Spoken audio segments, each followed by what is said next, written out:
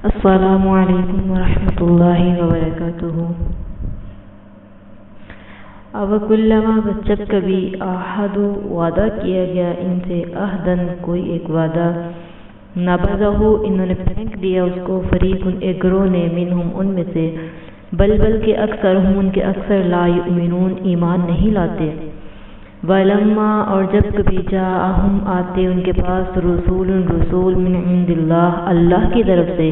مصدقون جو تصدیق کرتے، لما معہم اس چیز کی جو ان کے پاس تھی،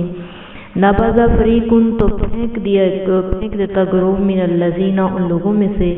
اوتوا الکتاب جو دیے کہ تھے کتاب اللہ اللہ کی کتاب کو، وراء ظہورہم اپنے پیچھے، کأنہم لا یعلمون گویا کہ وہ جانتے ہی نہیں ہیں۔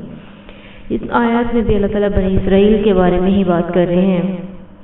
فرمایا کہ بنی اسرائیلیوں سے جب بھی وعدہ کیا گیا، جب بھی اللہ نے ان سے وعدے لیے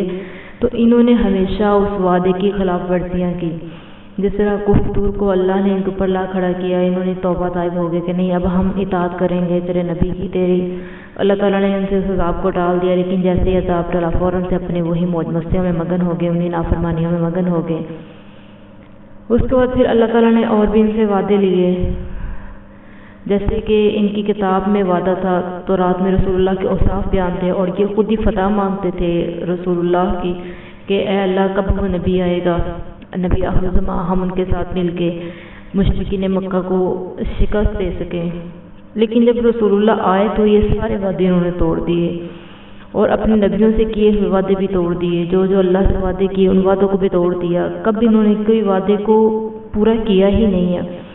تو پھر آگے اللہ تعالیٰ کہہ رہے ہیں کہ وَلَمَّا جَاءَهُمْ رَسُولٌ مِّنْ عِندِ اللَّهِ کہ جب بھی ان کے پاس کوئی اللہ کی طرف سے کوئی رسول آتا جو ان کی کتاب کی تصدیق کرتا، جس طرح رسول اللہ صلی اللہ علیہ وسلم آئے اور ہمارا قرآن جو ہے ان کی کتاب تورات کی تصدیق کرتا ہے کہ تورات حق ہے، موسیٰ علیہ السلام پہ جو کتاب نازل ہوئی یہودیوں پہ، تو فرمایا کہ یہ اس چیز کا انکار کر دیتے جب ان کے پاس وہ نبی تصدیق کرتا ہے ان کی اس کتاب کی، تو نبذ فریق من الذین اوتوا الکتاب، تو یہ لوگ اس کتاب کا ایسے انکار کر دیتے، اس کو اپنی پشت پیچھے پھینک دیتے، پیٹھ پیچھے پھینک دیتے اس کتاب کو، اس کے احکامات کو، اس کے فرمانین کو، اللہ نے جو اس میں حکم دیا ہے، ایسے محسوس کرواتے کہ ہم پہ کوئی کتاب نازل ہوئی ہی نہیں ہے، ہم تو کچھ جانتے ہی نہیں ہیں۔ تو اللہ تعالیٰ یہاں پہ رسول اللہ سے کہہ رہے ہیں کہ اللہ تعالیٰ اپنے نبی سے خطاب کرتے فرما رہے ہیں کہ ہم نے آپ کو بہت سی آیتیں بینات عطا کی ہیں جن کو دیکھ کر یہودیوں کو بھی ایمان لانا چاہیے تھا، لیکن ان کی خود کی تورات کی کتاب میں بھی آپ ان کے اوصاف بیان تھے، آپ پر ایمان لانے کا عہد موجود تھا، لیکن انہوں نے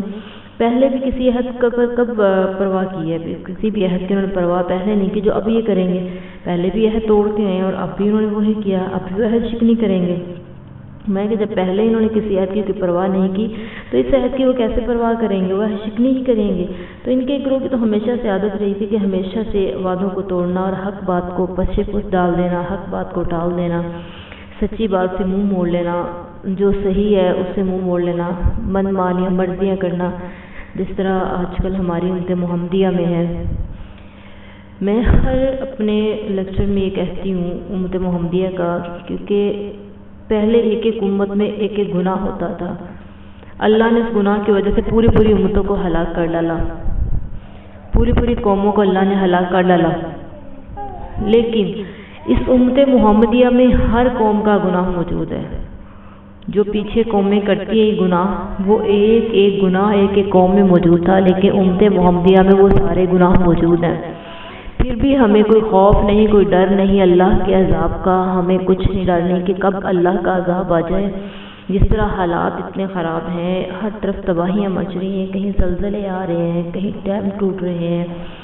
کہیں کچھ ہو رہا ہے، کہیں کچھ ہو رہا ہے، لیکن ہم بالکل بے پرواہ، ہمیں کوئی موت کی فکر نہیں، کوئی آخرت کی فکر نہیں، ہمیں آخرت کی کوئی فکر نہیں کہ ہم آخرت کی تیاری کریں، ہم نے اس دنیا سے جانا ہے، ہم نے قبر کی تیاری کرنی نہیں، ہم وہی عہد شکنیاں بھی کر رہے ہیں۔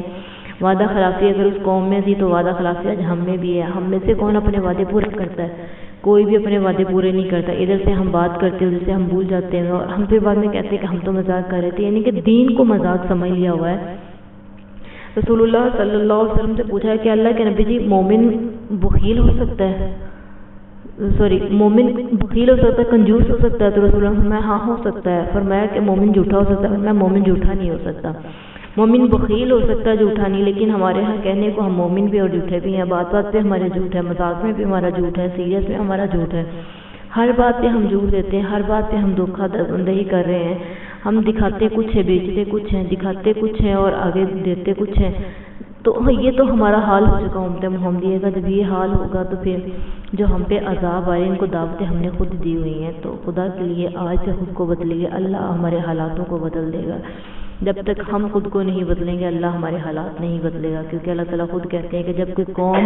خود کو نہیں بدلتی تو میں تب تک ان کے دلوں کو نہیں بدلتا ہوں۔ تو جب تک ہم خود کو نہیں بدلیں گے اللہ ہمارے حالات نہیں بدلے گا۔ اللہ تعالیٰ سے دعا ہے کہ اللہ تعالیٰ صحیح معنوں میں ہمیں قرآن و حدیث میں عمل کرنے کی توفیق عطا فرمائے، اور صحیح معنوں میں ہمیں دائرہ اسلام کے اندر رہ کر کے اپنی زندگیاں گزارنے کی توفیق عطا فرمائے۔ وآخر دعوانا الحمدللہ رب العالمین، والسلام علیکم۔